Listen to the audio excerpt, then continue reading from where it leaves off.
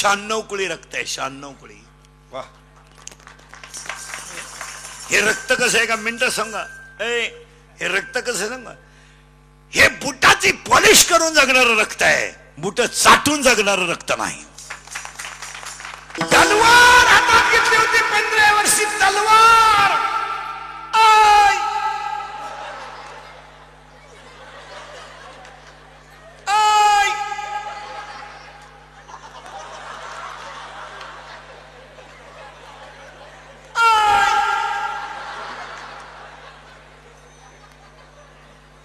आणि ही माती कशी आहे माहित आहे राजा.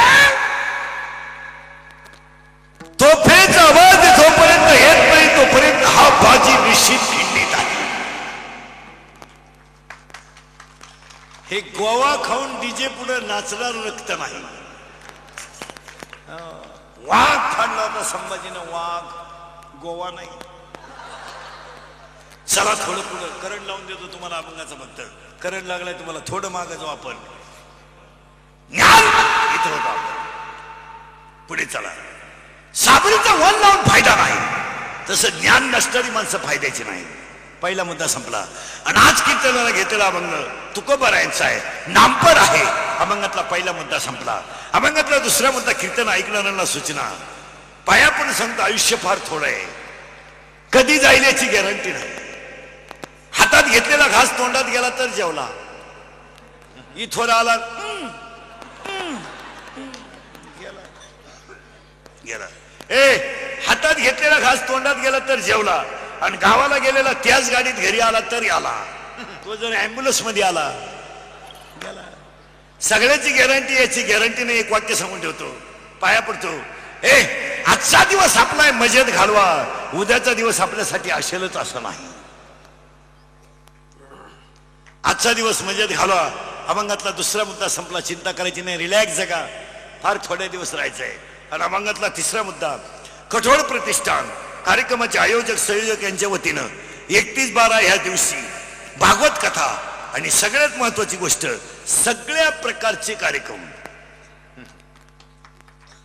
भागवत कथा, त्याच्यापेक्षा सगळ्यात महत्वाची गोष्ट सामुदायिक विवाह, त्याच्यापेक्षा सगळ्यात महत्वाची गोष्ट नामकरण विधी. याला एक वाक्य सांगतो, मरेपर्यंत ध्यानात ठेवा.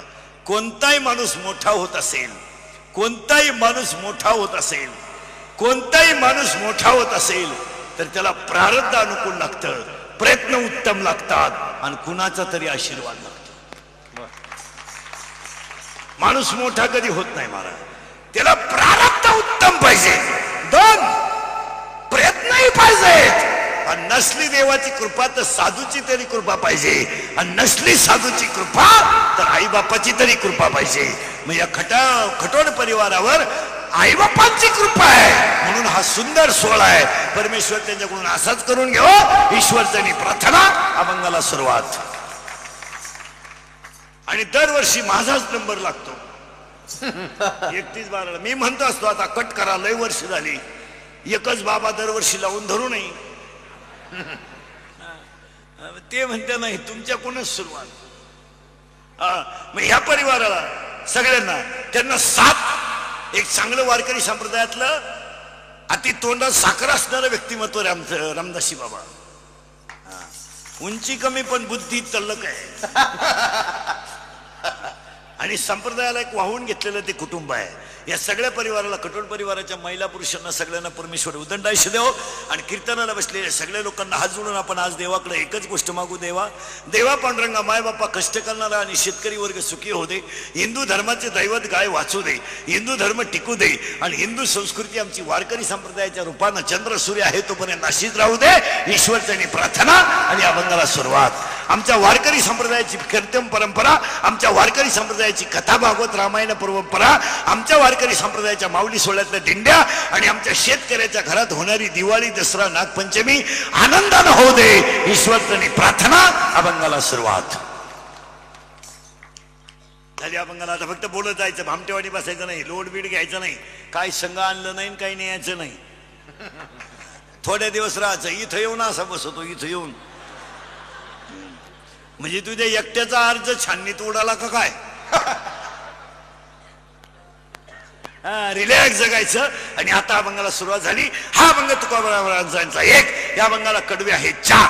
आता सुरुवात झाली, फटाफटा बोलायचा फक्त. गरिबी ही मानव निर्मित आहे की ईश्वर निर्मित आहे? सावध राहायचं बरं का, आता परत घोटाळा नाही करायचा. गरिबी ही मानव निर्मित आहे, ईश्वर निर्मित नाही.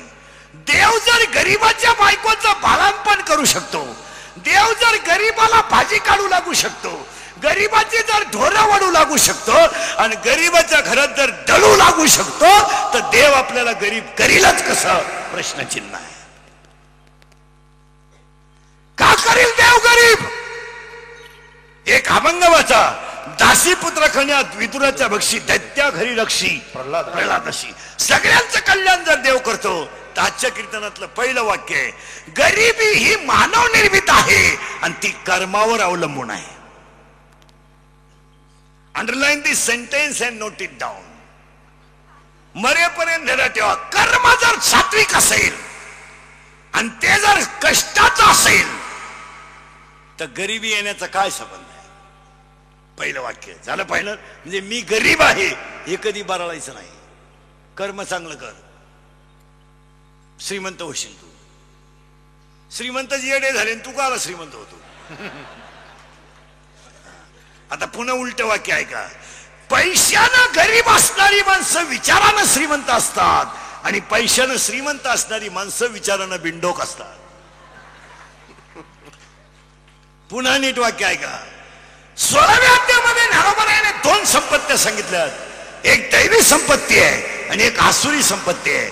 खटवाल परिवाराला मिळालेली संपत्ती ही दैवी संपत्ती आहे, आणि ते हाच कार्यक्रम करायला लागल्यापासून त्यांचं चांगलं झालं की नाही त्यांनी कबूल व्हावं. डॉक्टर खर्च वाचला घरातला. देव चांगलंच करील. मला थोडं पुढे सरकायचं, तुम्हाला करंट लावून दिलाय तुम्हाला. गरिबी ही मानव निर्मित का ईश्वर निर्मित? बोला जा. मानव निर्मित. जर आपण व्यसन केलं नाही, गरिबी येईल. आपण जर जुगार खेळलो नाही, गरिबी येईल. आपण जर नालायकात बसलो नाही, तर गरिबी येईल. मागच्या कीर्तनातलं पहिलं वाक्य, नालायकांमध्ये बसून इज्जत आणि इस्टेट घालवण्यापेक्षा माळकऱ्यात बसून हरिपाठ पाठ करायला शिका. चांगल्यात बसा, मूर्खांमध्ये बसू नका. पाण्याची बाटली 10 रुपयाला आहे, दूध 30 रुपये लिटर आहे, आणि दारू 180 रुपये लिटर आहे. तू दारूच पितो म्हणलं भिकारी होशील तर काय लखपती होशील का तू? आता पुढचं वाक्य फायनल झालं. आता गरिबी कर्माने येते. दुसरं वाक्य, आयुष्यात तुम्ही सगळं कमावलंय. सगळं काय कमावलं? यादी लिहून घ्या. काय कमवलं? गाडी, बंगला, पापा, कुटी, पट्टी, छोटी, फ्रीज, कूलर, गॅस, सिलेंडर, सिग्नेटर, वाप्याचे कांदे, गोणे, मकरा, अंडेला, डबल पण फुकणे, उशी दवा, संडा, बाथरूम, जनोरा, बेडशीट, दिवाण, चमचा, वरगळा, उशी गादी, कन्नडा, खंडकुंड, बंगले, सुद्धा, अंडेदार, फलको, जिरवाने, खरंच काढवते, कोणाला अगदी सीताबाई साहेब दे धक्का, धुबी, पचाड, भरताला परत गोष्ट, डोंगरवडी, तुका दगला, नगर, शिक्षणाचं ऐकू, झेंडा, माने, खान, राजनीती, दबंग, वाटे, शिंग, बॉडीगार्ड, सगळा तिकडे बेले, दुनियादारी, लय भारी बाजी मंच झाल्या, तर माझी सटकली, पपिते पारुळा, ही पोरगी साजू तुपातली शिट्टीवादी, गाडी सुटली, पत्र गेलाय वर, शांताबाई, शांताराम, चिमणी उडाली, बोला आला बाबूराव, बाहुबली, झिंगाट. सुनू तुझा माझ्यावर भरोसा नाही का? बाई वाड्यावर या. तुम्हाला नाही सुधारायचं काय झालं? एवढं पाठ करायला तुम्हाला 1.5 महिना लागेल, तरी होणार नाही. सगळं कमावलंय आपण अभंगात घुसणारे. आता करण लावून दिलाय.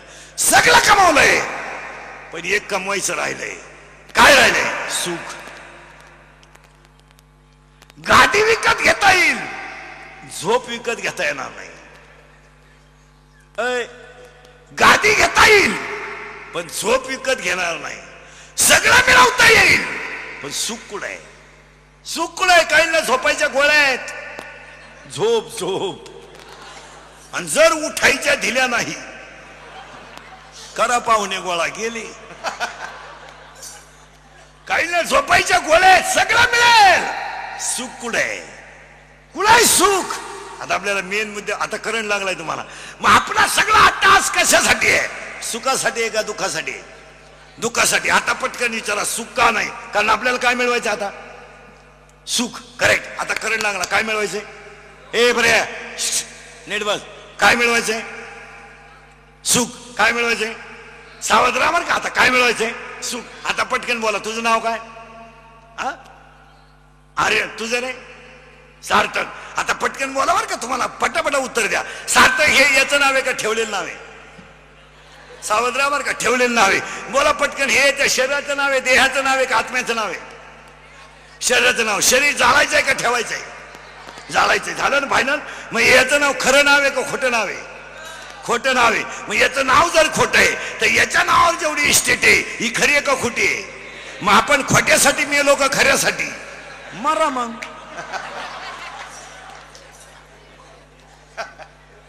किती सरळ उत्तर आहे, ऐका पटकन. आता मालक मेला आणि बंगला रडला. घडलं का कधी? मालक मेला आणि बंगला रडला. मालकीन मेली आणि साड्यांचं कपाट नदीपर्यंत पळत आलं. आता मला कोण नेसत? माताला मार्मिक उत्तर आहेत, फक्त मोबाईल मध्ये घेऊन जा, रोज ऐकत जा. बंगला जड आहे का जीव आहे? जड. करेक्ट. बंगला जड, सोनं जड, साड्या जड, कपाट जड. आणि हा जीव. हा जीव. मग बोला उत्तर. जीवानं जीवावर प्रेम करावं का जीवानं जडावर प्रेम करावं? जीवावर. आज जीवाचं कुणावर प्रेम आहे? जडावर. जीवानं जडावर प्रेम करणं ज्ञानमूलक आहे की अज्ञानमूलक आहे? अज्ञानमूलक आहे. अज्ञानमूलक हे सुखाचं कारक आहे की दुःखाचं कारक आहे? मग सगळी माणसं दुःखी का? उत्तर कळलं. फायनल. का दुःख? चौथा मजला काढला तरी वर गजच काढितो तू मरतो का? तू झोपला पाहिजे ना त्या बंगल्यात कधी. नालाय का बांधितच राहिला. 27 खोल्यांचा बंगला, 13 बेडरूम, 9 बाथरूम आणि एकच पोरग उर फाट्या बावलीचं. काय करतो त्याला? ते नवरी बाला नेलं, ते मिवणीलाच खुनवायचं. ती म्हणली मला दिवस गेले, तेव्हा हे सरळ झालं. बावळ्याचा बाजार नाही तर अरे कमावतं कशाला येडवणी? काय नाही. सावध राहा. सुख नाही. सुख का नाही इथे यायचं बरं का आपल्याला. जीवानं जीवावर प्रेम करावं का जडावर? जीवावर. आज जीवाचं प्रेम कशावर आहे? बस. मग जडावर प्रेम करणं ज्ञान का अज्ञान? अज्ञान. अज्ञानामुळे मिळेल ते सुख का दुःख? दुःख. मग तुम्ही मी सगळे दुःखी का? ज्ञान नाही. फायनल आलं. आता काही नाही आपल्याला. मुलीच्या लग्नाला फटाके 40,000चे आणि नवरदेव बैरा. बैरा नवरदेव ठाय ठाय ठाय ठाय ठाय ठाय ठाय. ते नवरदेव उड्या हाणायचे. त्याला वाटलं शांताबाई आली. बाकीचे म्हणले फटाके. म्हणजे ते 40,000 पाण्यात गेले का कामा आले? काय नाही. काय नाही. बस फिट बसलं. काय नाही. ज्ञान नाही. चला, 2 भावांची 40 वर्ष कथित केस चालली. शेतीच्या बांधावरून दोघही मेले. बांध जाग्यावर राहिला आणि वकिलानं स्लॅब टाकला. काय नाही. ज्ञान नाही. आणि आज 99% लोकांना काय नाही. बस. महिला मंडळ पटकन उत्तर द्या. मुलगी तुमची आहे का? आता याची मीटिंग घ्यायची. मुलगी तुमची नाही, तुमच्याकडे सांभाळायला आहे. तुम्ही 18 वर्ष सांभाळायची. ज्याची आहे तो भाड्याच्या गाडीत येणार, घेऊन जाणार. मग बोला पटकन. मुलगी तुमची नाही. मुलगी तुमची नाही. मग तुमच्या घराची मुलगी आली. त्या मुलीने तुमचा मुलगा तिच्या ताब्यात घेतला. याच्यात गैर काय? कारण मुलगाही तुमचा नाही.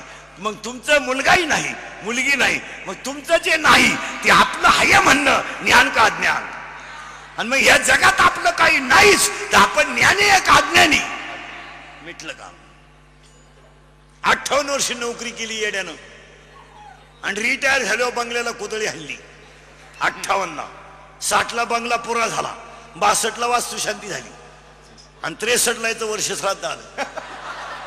आता बंगल्यात झोपलाच नाही. तुला कोणी बांधायला सांगितलं होतं? आणि मग त्याच्या पोरानं घराला नाव दिलं दादांची कृपा. अहो दादा जिन्यातच मेले तर कृपा कशी काय होईल? काय नाही. बस फिट बसलं कीर्तन. आता करंट लागला तुम्हाला. ज्ञान नाहीच. आता ऐका. आता करंट लावून दिलं बरं का. मिळवायचं काय? सुख.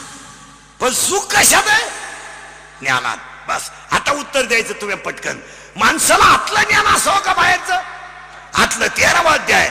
अंतरी ज्ञान व्हावे, बाह्य लाभेल स्वभाव. आतलं ज्ञान आलं की बाहेरचं ज्ञान आपोआप येईल.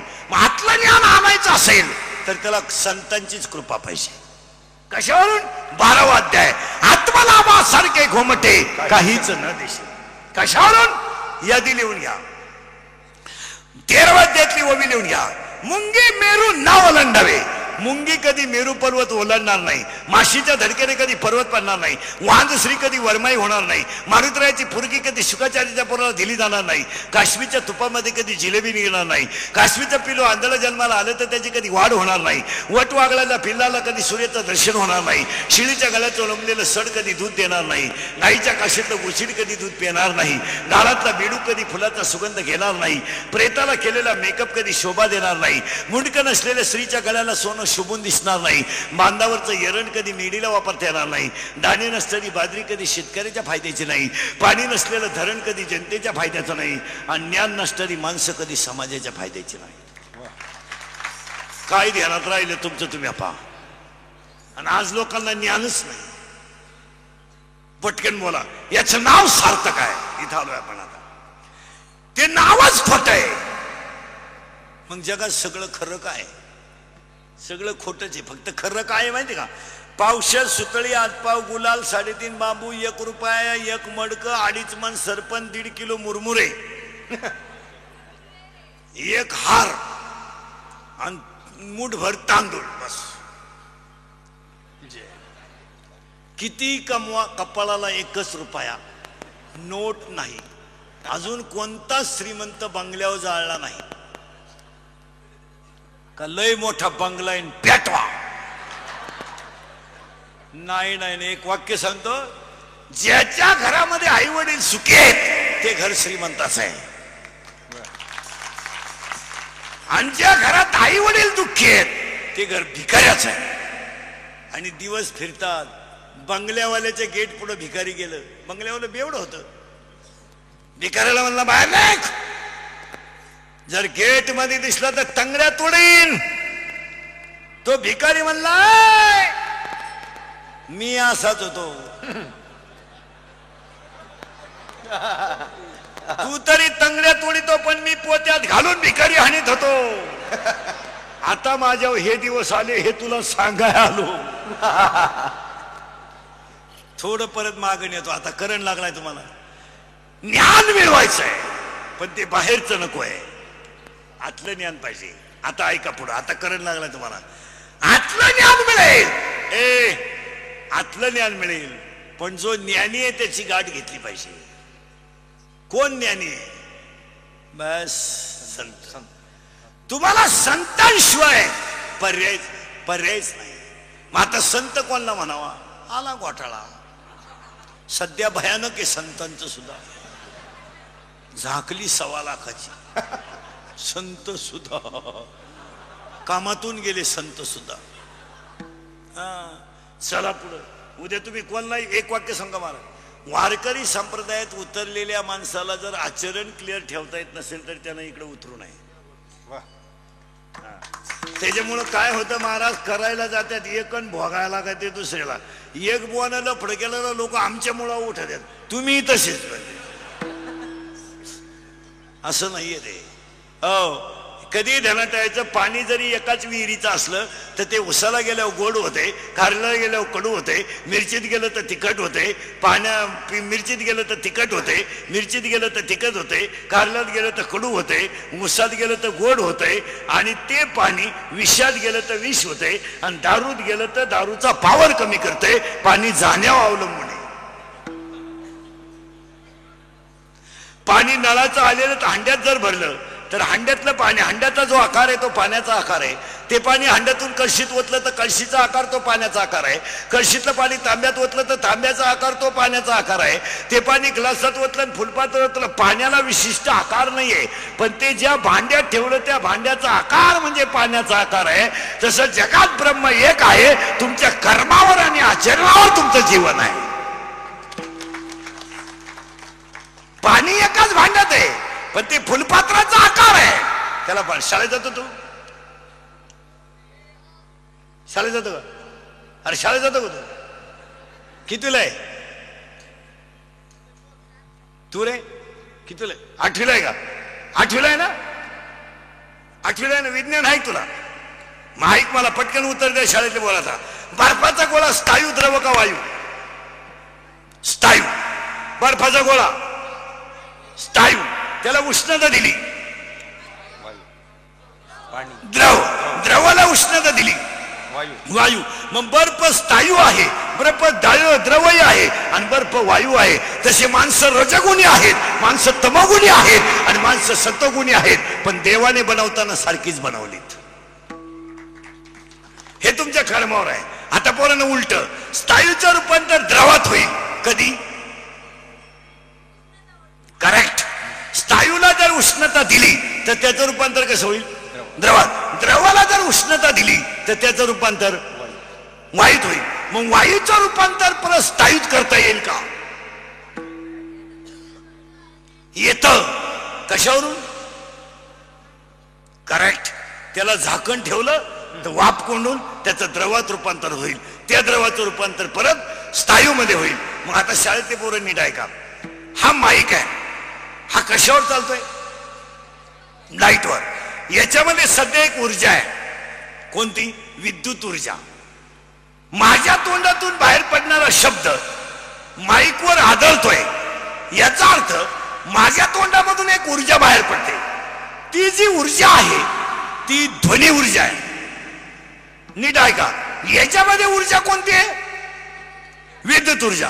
माझ्या तोंडातून बाहेर पडते ती ऊर्जा ध्वनी ऊर्जा. आणि माझ्या तोंडातून बाहेर पडलेल्या ऊर्जेवरून विद्युत ऊर्जेतून तुम्हाला मोठा आवाज येतो. याचा अर्थ ध्वनी ऊर्जेचं रूपांतर विद्युत ऊर्जेत होतं, विद्युत ऊर्जेचं रूपांतर ध्वनी ऊर्जेत होतं. पण एकदा माणूस बर्बाद झाला की परत जागेवर आणता येत नाही.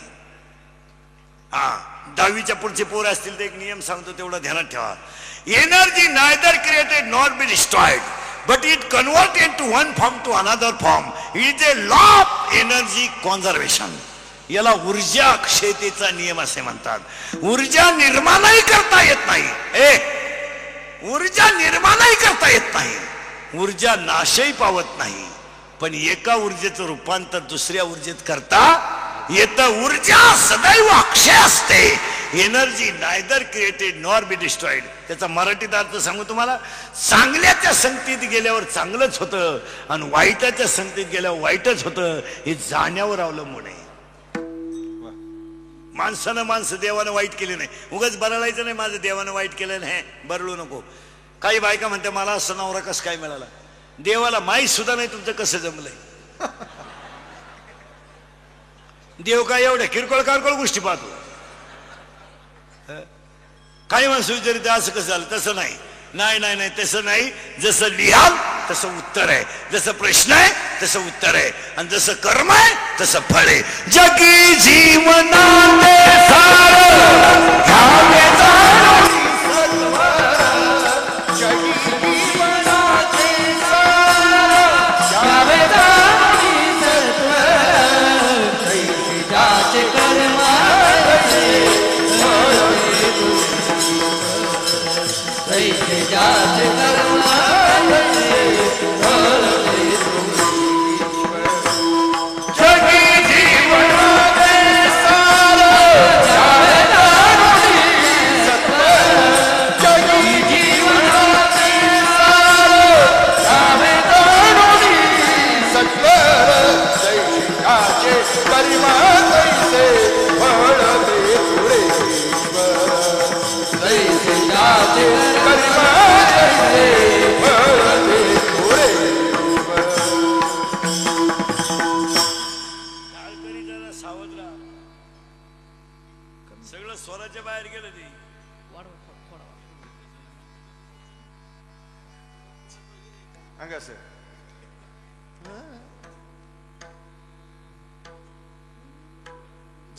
हे बरोबर आहे. मागचं बजेट हुकलं. विठाला विठाला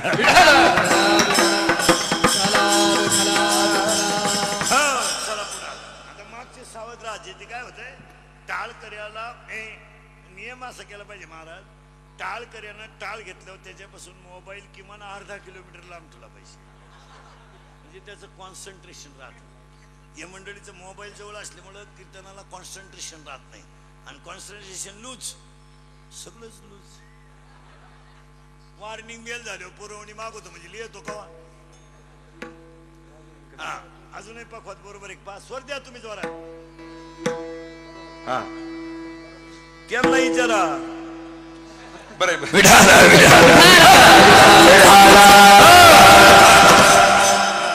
केले कर्म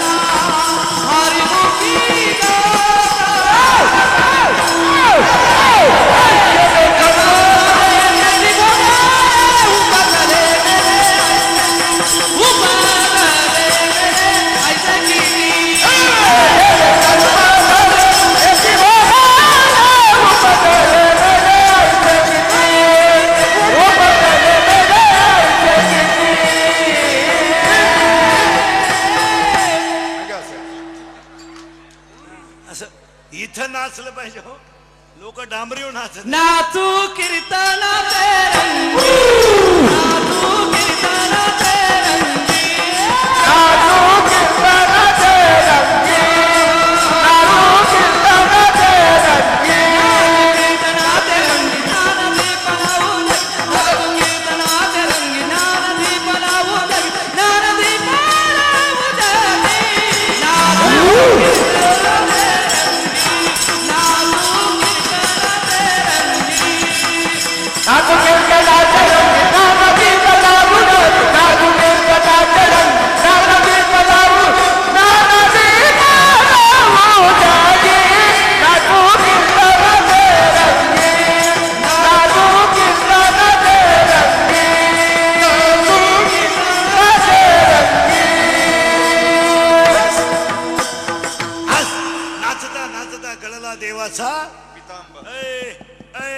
बॉक्स बंद पडत नेमकं चाल मोसम मध्ये आली का हे बंद पडत आहे हे चालू होते.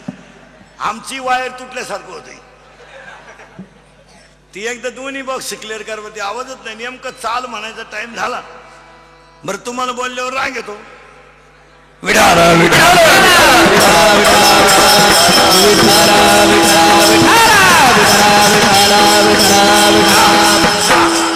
आपल्या मुद्द्यावर या. चला गेलं बॉम्बाला सगळं मिळालंय. बस फिट बसलं कीर्तन. सुख मिळवायचंय पण सुख कशात आहे? ज्ञानात. आता ज्ञान आतलं असावं का बाहेरचं? बस फिट बसलं कीर्तन. आतलं ज्ञान मिळेल पण जो ज्ञानी आहे त्याची गाठ घ्यावा लागेल. संत पण संतांकडून एक जण कळेल त्याचं नाव देव आहे. आणि देव म्हणजे काय? What is the definition of God? शिकलेल्या माणसांनी नुसतं एवढा विचार केलाय. ही अति सुशिक्षित माणसं आहे ना. देव असतो का? दिसतो का? बरळू नको काही बी. मग काय करतो? गपचिप राह. मग देव जर आहे तर दिसत का नाही?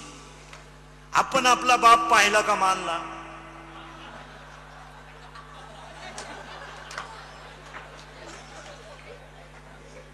मानला कोणत्या सांगण्यावरून? मग आमच्या सांगण्यावरून देव माना रोग झाला का तुला? देव आहेच. देव म्हणजे काय? देव म्हणजे काय? सुशिक्षित मंडळी लिहून घ्या. देव म्हणजे काय? देव म्हणजे काय? देव म्हणजे काय? What is the definition of God? लिहून घ्या व्याख्या.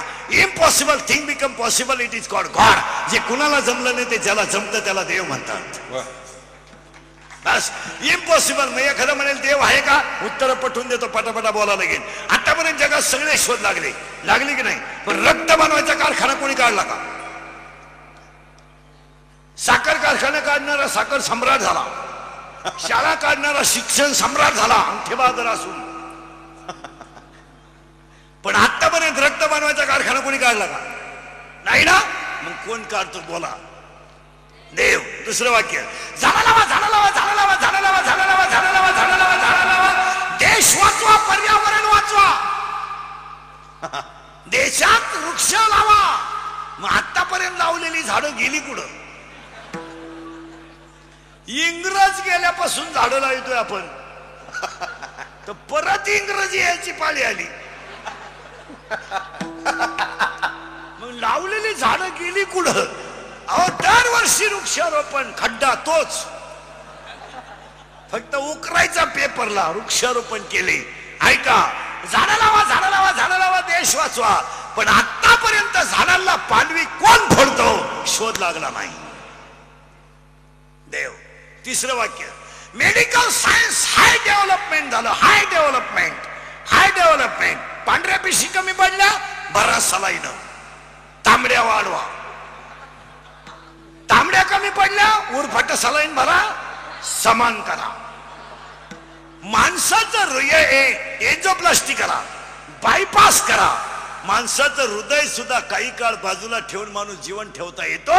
इतका जर शोध लागला तर माणूस मरताने काय जातं हे अजून एकाही डॉक्टरला सापडलं नाही. डॉक्टर देखत पेशंट गेलं. डॉक्टर उभंच होतं कानात वायरी घालून. गेलो गेलो, बिल बिल बिल. माणूस मरू द्या पण बिल निघू द्या. चला, शोध लागला नाही. स्त्री गरोदर आहे, हो. तिसरा महिना लागला, हो. चेक करून आणा. हा, सोनोग्राफी करा. मुलगी आहे का? ठेवू नका. मुलगा आहे का? राहू द्या.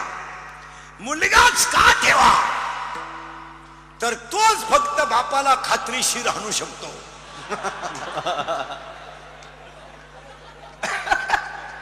बापाला लाईट बांधून करून आणण्याची ताकद